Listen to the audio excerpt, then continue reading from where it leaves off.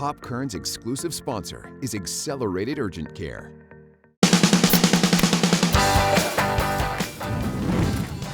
Welcome back to Pop Kern.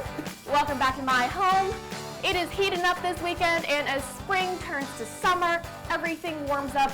I know it's a bit of a bummer that we can't do all the normal outside activities we want to, but that's why I'm trying to find more outdoor activities to do. And today we're taking on the challenge of gardening. And believe me, if I can do it, you can do it. Come on in. So we are all geared up here for a day of gardening, joined here by Eric White of White Forest Nursery. Nice to have you here. Yeah, we're gonna have a lot of fun today planting a tomato. So first we have a pot. So we have a 7-gallon container and our 1-gallon tomato plant right here. Then of course we have our potting soil. And one special thing is remixed pre-plant soil food. And this infuses all the nutrients and beneficial microbes into the soil, so your tomatoes just gonna have a great place to grow. So why tomatoes? Why now? Well, it's spring, everything's growing. People are kind of stuck at home and kind of looking for a project to do, maybe something to keep the kids busy with. And this is a great option. Definitely. And I'll admit to you, Eric, I have what you call the opposite of a green thumb. I feel like every time I've tried to keep something alive, even a succulent, it just seems to die so quickly on me. What are the most basic beginner tips you can give me? If we're planting in a pot, watering is going to be a little bit important, more so than if you plant in the ground. So especially as we heat up. Okay, great. So you got me some really snazzy gardening gloves here. Thank you. Just my color. All right, so what is our first step, Eric?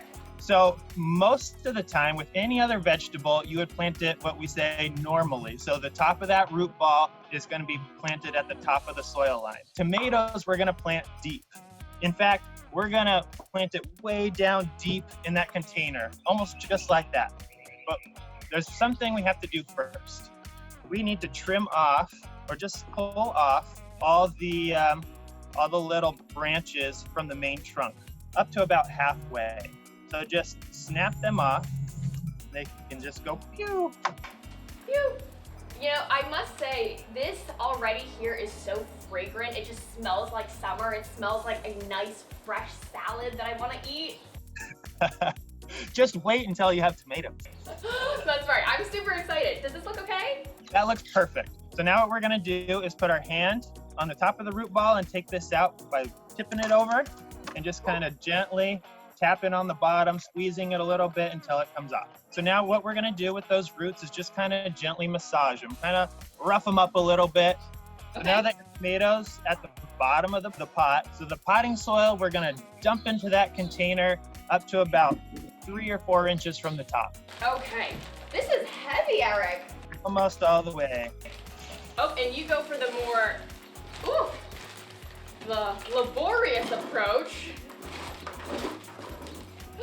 Okay, you know, if you're looking for a good workout, this might be it.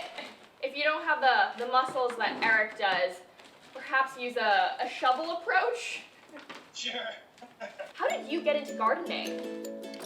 Well, you know, it's a family business. White Forest Nursery has been here for 55 years, and I'm the 3rd generation. My great-grandparents started it. Definitely. Tell me a little bit more about the facility. I know you guys are considered an essential business during this time. So, you know, tell me about how you've been staying open, the adjustments you've made. We have a 5-acre facility, so there's tons of room to keep social distancing. We have everything from veggies to fruit trees to citrus to flowers. A lot of people just come to take a walk with other living things. While we can't necessarily take a walk with a large group of our friends or, you know, those human type of living things, definitely nice to be one among nature and growing things, isn't it? That's for sure. Okay, here we go. Oop, it is all coming out. I will admit this is a little bit of a struggle for me, but you make it look so easy. But it's all a learning process, right? It's just trial and error. Everybody starts somewhere.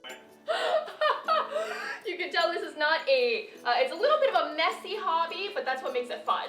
I don't personally have a backyard, but got a little bit of a balcony space here, which is perfect for this. Even things like dwarf fruit trees can be done on your patio. The next thing is to open up our bag of remix here. Okay. We're gonna use about half the bag in this this 7-gallon container.